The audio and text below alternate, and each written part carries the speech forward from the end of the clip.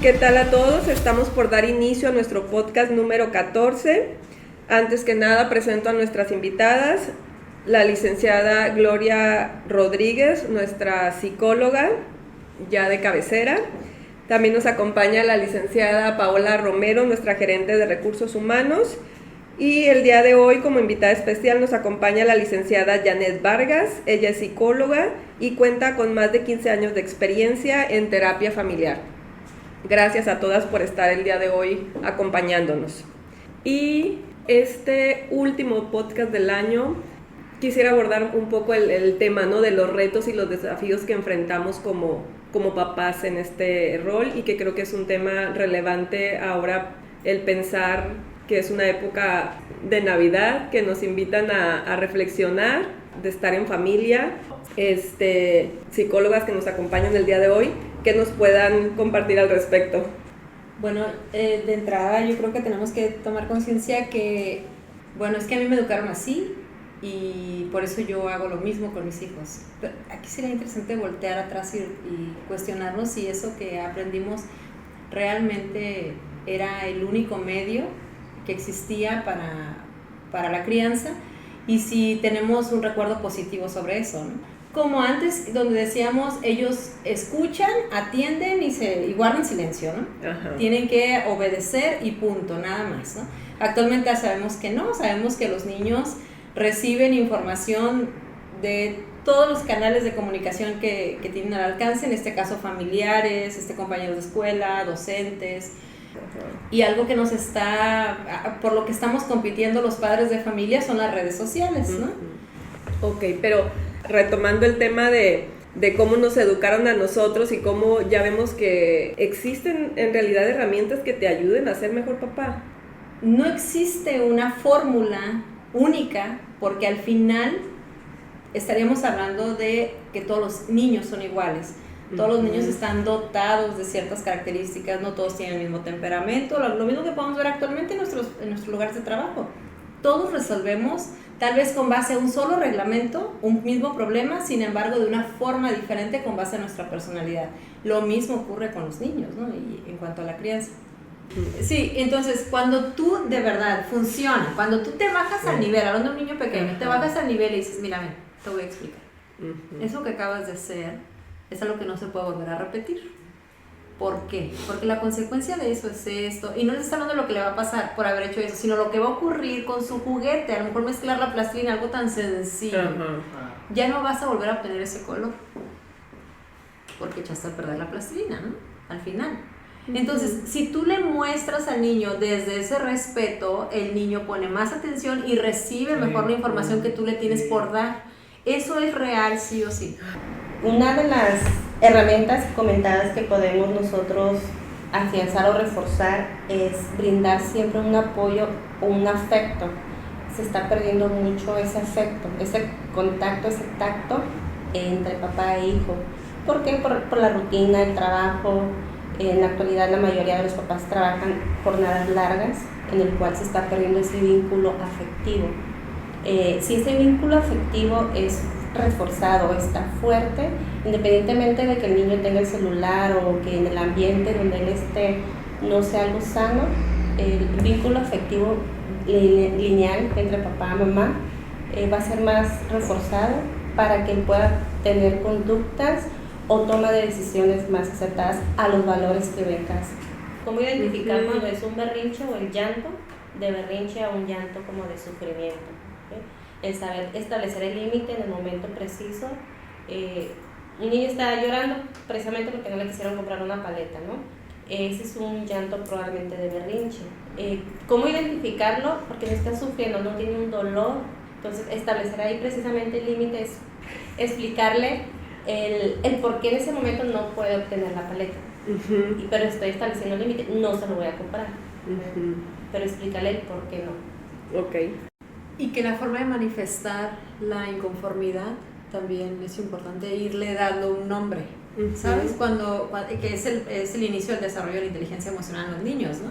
Están llorando porque en realidad está frustrado porque no obtuvo la paleta. Entonces validas la emoción, le dices, ok, entiendo que en este momento te sientes frustrado. pero no puedo comprarte la paleta en este momento, va a ser después y tú tienes que esperar, ¿no? Está el berrinche a todo lo que da y al final el acompañamiento para ello es, le validas la emoción y le acompañas a salir de ahí. Hay muchos cuestionamientos en relación al actuar de los padres, ¿no? Uh-huh. Hay papás que se esperan ahí hasta que termine, pero la realidad, en un escenario real, eso a veces no es posible, ¿no? Por el tema del tiempo y demás, es trasladar al niño, obviamente, si están las posibilidades de peso, ¿no? Porque al final estamos hablando de un niño pequeño, muy compleja, los niños ya no aprenden a esperar tan fácilmente porque todo lo quieres resolver de manera inmediata, ¿no? Y eso lo hemos aprendido históricamente, porque ahorita la información está muy de la mano. Sí. Ahorita le hablas al control y te pone el canal que tú necesitas, te perdiste un capítulo, lo puedes regresar y lo puedes retomar. La tolerancia a la frustración no está bien desarrollada actualmente. Uh-huh. Y en ese sentido, pues nos va a tocar trabajar con los niños en el día a día, ¿no? ¿Cómo? Con el manejo de emociones. Uh-huh. Cuando el berrinche se manifiesta ya en una etapa más grande, 10, 11, 12 años, estamos hablando que es un comportamiento totalmente diferente, no nada más lloran, simplemente se ponen más oposicionistas, ¿no? a lo que tú en ese momento esperas de él. Y en algún momento a la adolescencia se lo tuve que decir, ¿no?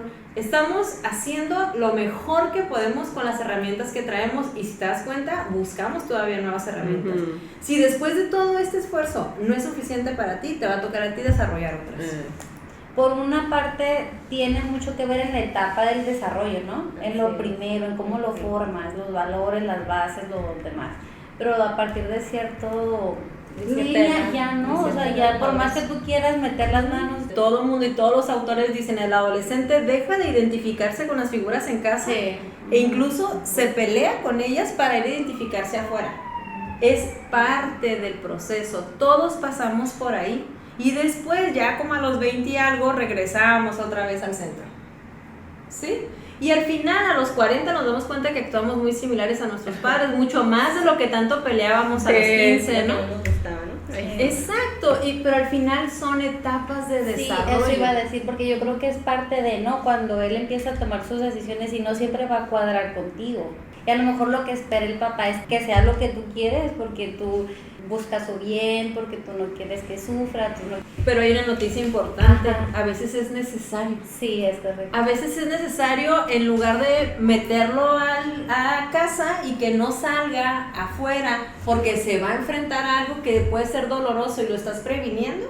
Uh-huh. Por prevenirlo también lo puedes truncar a que no tenga una lección, porque al final hay una etapa en la adolescencia donde la voz de los papás no se escucha. Uh-huh. Y a veces va a ser necesario que a lo mejor un maestro le dé una lección que nunca se le va a olvidar.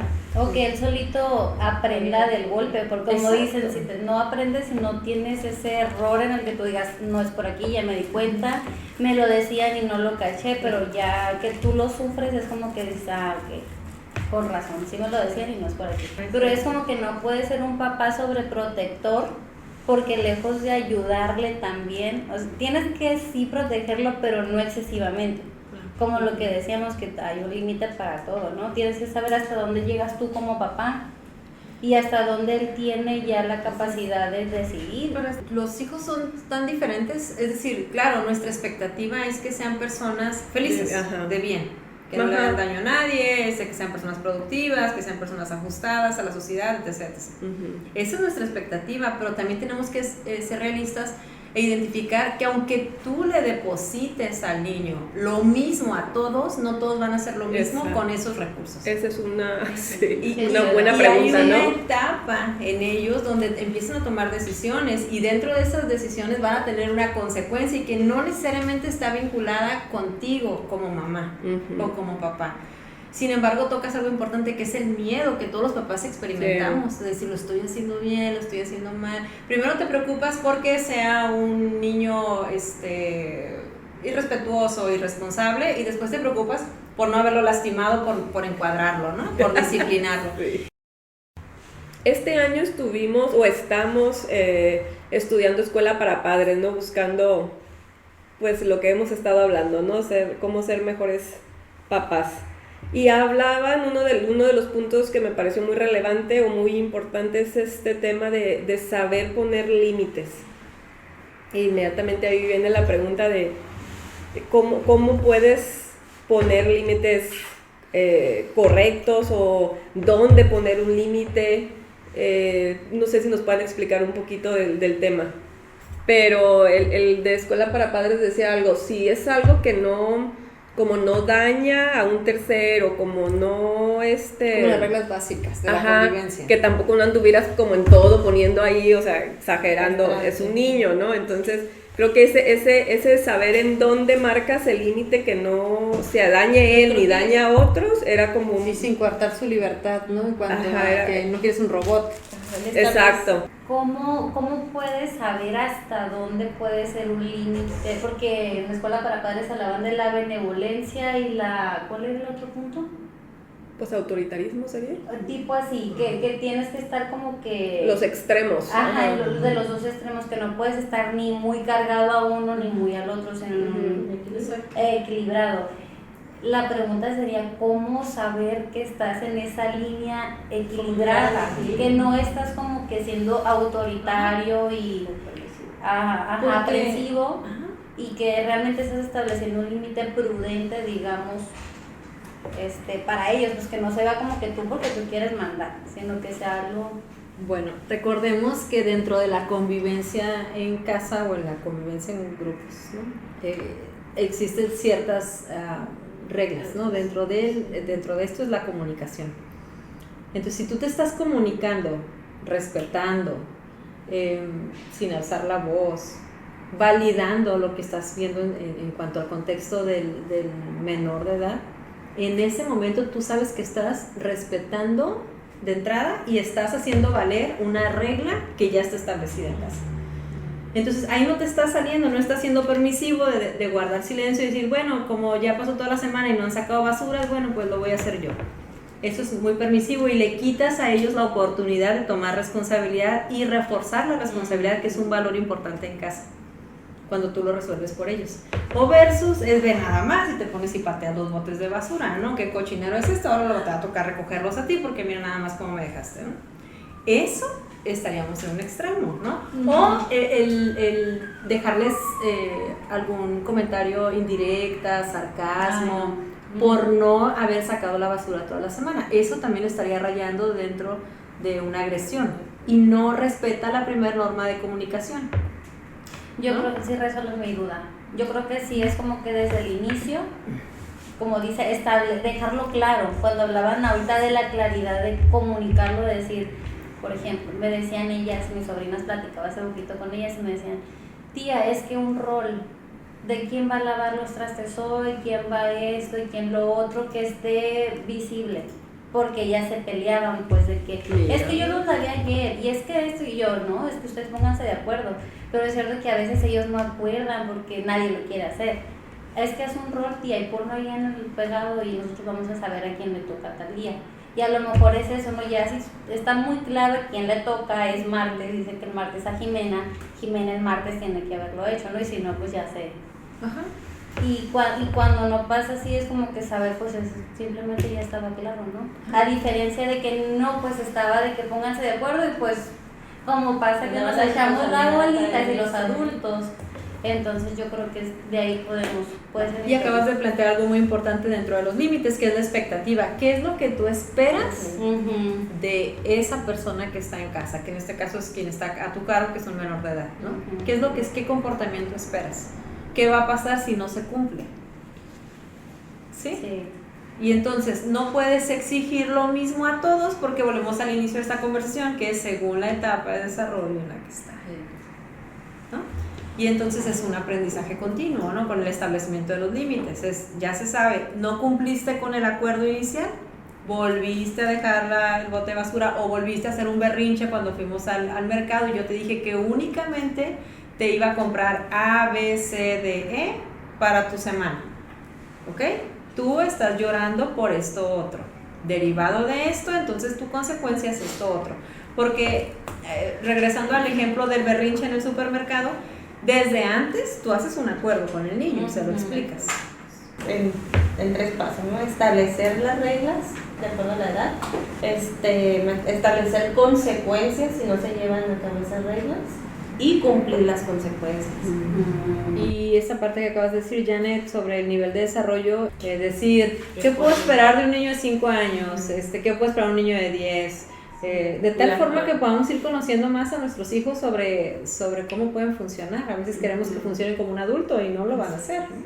Es algo que necesitas ir practicando poco a poco. Reconocer tus emociones antes de hacer una intervención con tu hijo es importante, pero que esa consecuencia no tendría por qué ser violencia, ¿no? Porque entonces rompemos la primera regla, que es el respeto dentro de la comunicación.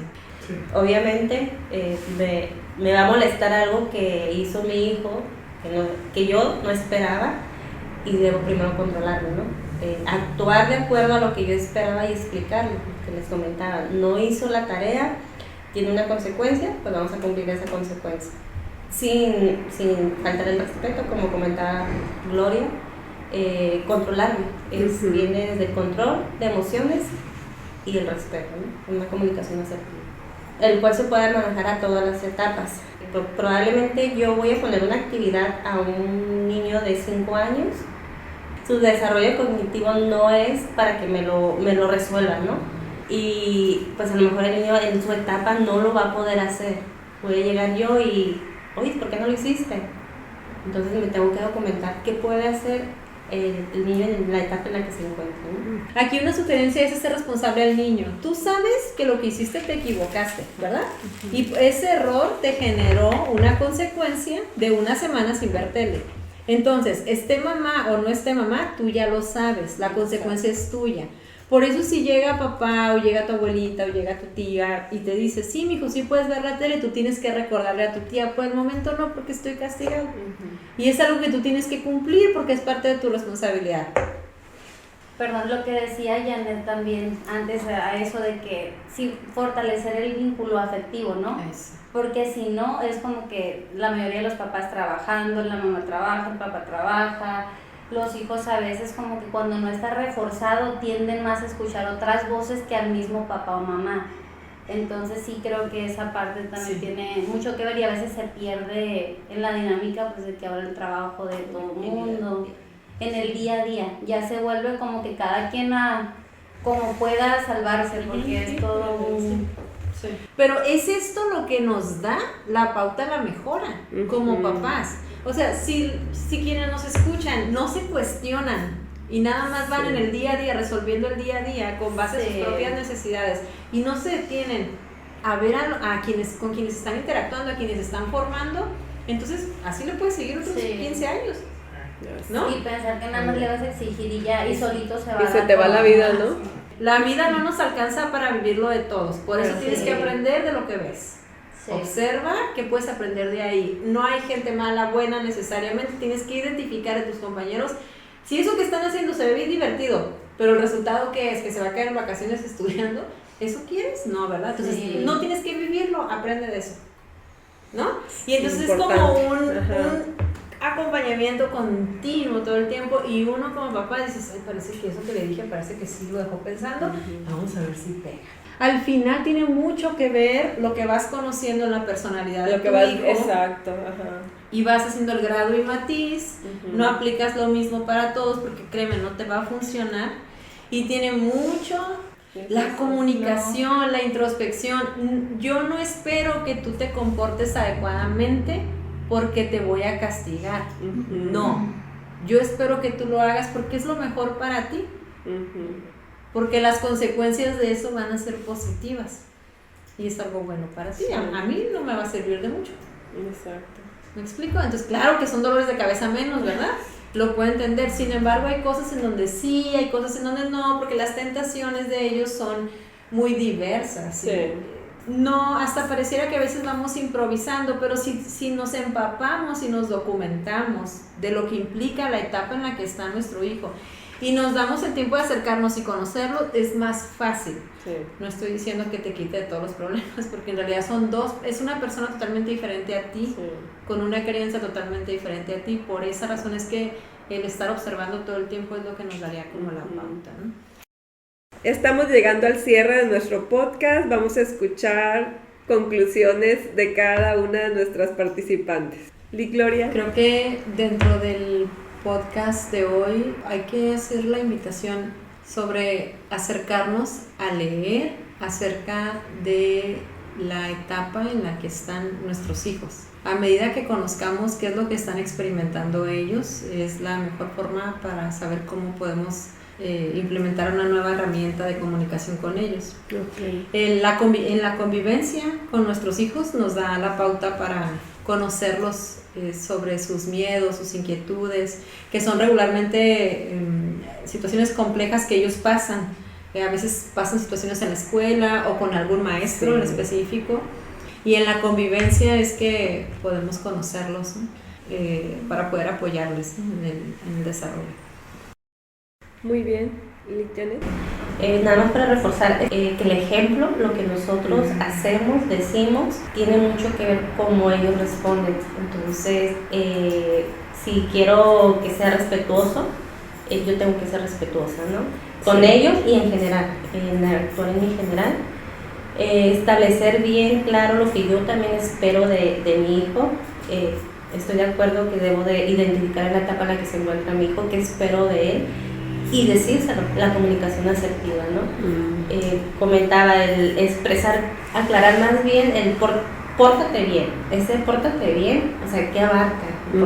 Portarte bien es brincar para ellos, ¿no? A lo mejor portarse bien es jugar, realiza tu tarea, vas a recoger los platos, vas a lavar tu ropa, de acuerdo a la etapa en la que se encuentre el niño, ¿no? Establecerle bien las actividades que yo espero que realice para poder cumplir las expectativas que yo tengo, porque en fin de cuentas son mis expectativas como mamá o como papá.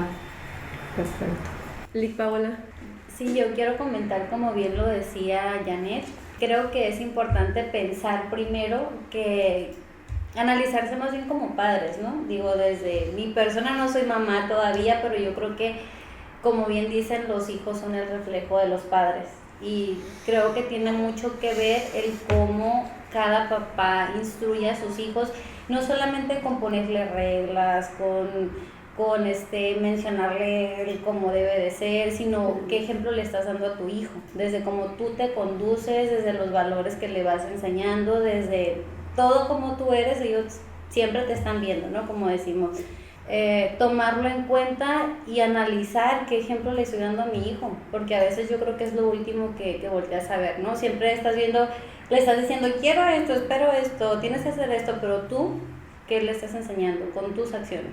Esperamos que como cada podcast haya sido de utilidad toda la información que hemos escuchado. En lo personal puedo compartir que pues no nacemos sabiendo ser papás, ¿no? Y que si tú como yo también cada día te levantas yéndote a trabajar, buscando el dar lo mejor para tus hijos, la Navidad o esta época navideña creo que es una oportunidad que tenemos para cuestionarnos si lo estamos haciendo bien, ¿no? Entonces creo que con eso nos quedamos en dar estas recomendaciones. No me resta más que pases unas felices fiestas y el que aprovechemos este tiempo para reflexionar y hacerlo cada día mejor.